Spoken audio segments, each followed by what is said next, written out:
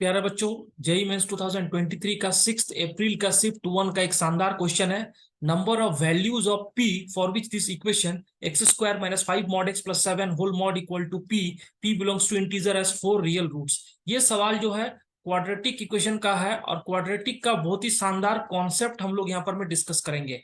और quadratic equation में JEE mains 2023 में हर शिफ्ट में आपको 2 क्वेश्चन आ रहा है। तो चलिए, 2 क्वेश्चन में से एक प्रोफाइल ये जो है आप देख के रखिए, और हो सकता है कि आने वाले शिफ्ट्स में क्वेश्चन रिपीट हो जाए। तो क्वेश्चन में ध्यान से देखिए। सबसे पहले तो क्वाड्रेटिक का जो बेसिक कॉन्सेप्ट होता है वो आपको याद रखना है। जैसे a x square plus b x plus c equal to 0, इसमें अगर ए ग्रेटर देन 0 होता है और डी लेस देन 0 होता है तो क्वाड्रेटिक क्या होता है, ऑलवेज अपवर्ड होगा। ऑलवेज क्या होगा, अपवर्ड होगा। और हमेशा क्या होगा, ग्रेटर देन 0। यानी ये जो क्वाड्रेटिक एक्सप्रेशन हमेशा क्या होगा, ग्रेटर देन 0। इसका मतलब इसका अगर ग्राफ देखोगे तो एक्स एक्सिस ये हुआ और इसके ऊपर हमेशा लाई करेगा। अच्छा, ये क्वाड्रेटिक जो भी हो, इसका जो ये वाला वर्टेक्स होता है इसका कोऑर्डिनेट होता है -b/2a और minus D divide by 4a। ये भी आपको याद रखना है, ठीक है ना। x इक्वल टू -b/2a और ये minus D divide by 4a। तो चलिए, यहां पर में हम लोग इसी कॉन्सेप्ट को हम लोग यूज करेंगे यहां पर में। तो सबसे पहले क्या करो, ये जो फैक्टर है जैसे mod of X square minus 5 mod of X plus whole 7, इसको पहले ओपन कीजिए। इसको ओपन करने के लिए क्या करो, ये वाला फैक्टर को पहले देख लो। ये अंदर वाला जो फैक्टर है ये x square minus 5 mod X plus 7 है।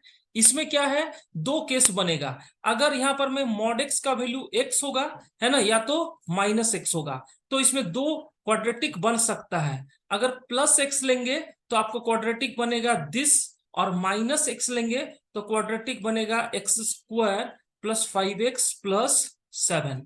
और दोनों केस में ये वाला रिलेशन फिट बैठ रहा है। कैसे, इस केस में a इक्वल टू कितना है 1 और d इक्वल टू कितना है b² -4 यानी -3 लेस देन 0। सेम इस केस में भी a हो रहा है, a इक्वल टू 1 और d equal to b² -4 -3 less than 0। यानी दोनों केस में इसका ग्राफ कैसा होगा, अपवर्ड की तरफ होगा।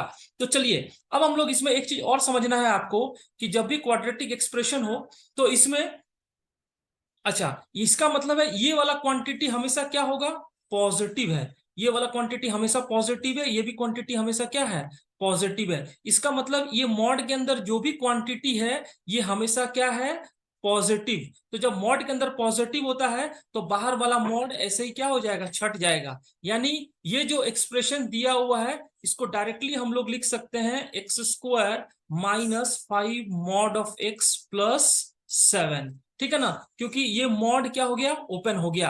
अब इसका ग्राफ आपको बनाना पड़ेगा। ग्राफ बनाने के लिए सबसे पहले क्या करो, x ग्रेटर देन 0 लो। यहां पर में जब x ग्रेटर देन 0 लोगे, ठीक है ना, तो यहां पर में जो ग्राफ इस तरह से बनेगा, ये ऊपर की तरफ रहेगा, ऊपर की तरफ रहेगा, इस तरह से ऊपर की तरफ रहेगा और कहीं ना कहीं यहां तक ये चलते रहेगा, ठीक है ना। अब इसमें ध्यान दो कि ये वाला जो वर्टेक्स होगा इसका कोऑर्डिनेट मैंने बताया -b/2a माइनस d/4 है। तो यहां पर में जब यहां पर x ग्रेटर देन 0 लेंगे तो बनेगा एक्स स्क्वायर -5x प्लस 7। इसका -b/2a यानी b का वैल्यू कितना है -5, a इक्वल टू 1 और d इक्वल टू कितना है -3। तो -b/2a यानी ये वाला वर्टेक्स होगा 5/2, 5/2 माइनस b/2 5/2 और -d/4 है यानी 3/4, 3/4 ये वाला आपको वर्टेक्स होगा।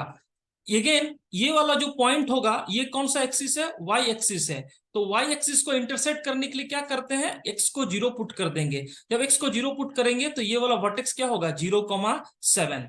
और ये आपका एक पार्ट का ग्राफ हुआ। और दूसरा पार्ट में क्या होगा, दूसरा पार्ट में जब यहाँ पर मॉड एक्स रहता है तो मॉड एक्स का ग्राफ जो होता है वो सिमेट्रिक होता है किसके रेस्पेक्ट में, वाई एक्सिस के रेस्पेक्ट में। ये भी एक कॉन्सेप्ट है या इवन फंक्शन का कॉन्सेप्ट है, ठीक है ना। तो दूसरा वाला जो ग्राफ होगा ये वाले पार्ट का एक्स स्क्वायर, ये वाला अगर एक्स लेस देन 0 लेंगे तो ये वाला पार्ट आ जाएगा x square plus 5x plus 7, इसका ग्राफ इधर से रहेगा और सिमेट्रिक रहेगा इसके रेस्पेक्ट में, यानी ये वाला पार्ट और ये वाला पार्ट दोनों क्या होगा, सिमेट्रिक होगा। तो सेम टू सेम यहाँ पर भी यही वर्टेक्स लाई करेगा और ये इस तरह से ग्राफ बन गया। इसका मतलब क्या हुआ, हमारे पास जो फंक्शन का ग्राफ बन गया यहाँ पर में, ये ग्राफ आपको, ये वाला ग्राफ आपको मिल रहा है यहाँ पर में। और ये वर्टेक्स भी आपके पास में कौन सा वाला वर्टेक्स हो जाएगा, ये वाला जो वर्टेक्स हो जाएगा आपके पास में, ये फिर से वही हो जाएगा 5/2,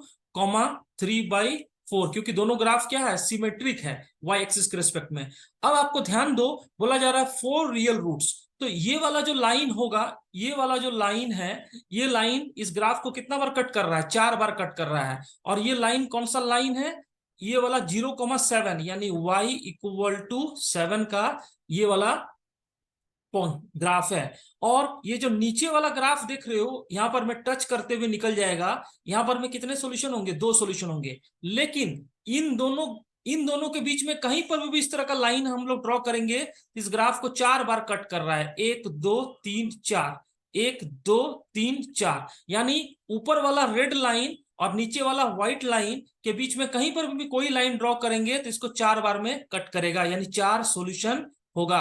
इसका मतलब y का जो रेंज होगा, ऊपर में 7 जाएगा और नीचे में कितना होगा, 3/4। और ये वाला वैल्यू कौन सा है, राइट हैंड साइड में जो आपको दिया हुआ है वो क्या था, p दिया हुआ था, p दिया हुआ था, राइट हैंड साइड में कितना दिया हुआ था, p दिया हुआ था। इसका मतलब है कि आपको ये जो p का रेंज होगा, ये p ऊपर में कहां तक चलेगा, 7 तक चलेगा, और नीचे में कहां तक चलेगा, y कोऑर्डिनेट 3/4, यानी 3/4 के बीच में। और p का वैल्यू क्या है, इंटीजर है, p बिलोंग्स टू इंटीजर, यानी 0 पॉइंट समथिंग से लेके 7 के बीच में, तो p का वैल्यू आएगा 1 2 3 4 5 6। इसका मतलब p के कितने वैल्यूज होंगे, 6 वैल्यूज हो जाएंगे और ये क्वेश्चन सॉल्व हो जाएगा। इस तरह से बेसिक कॉन्सेप्ट को ध्यान में रखते हुए आप इस क्वेश्चन को सॉल्व करेंगे।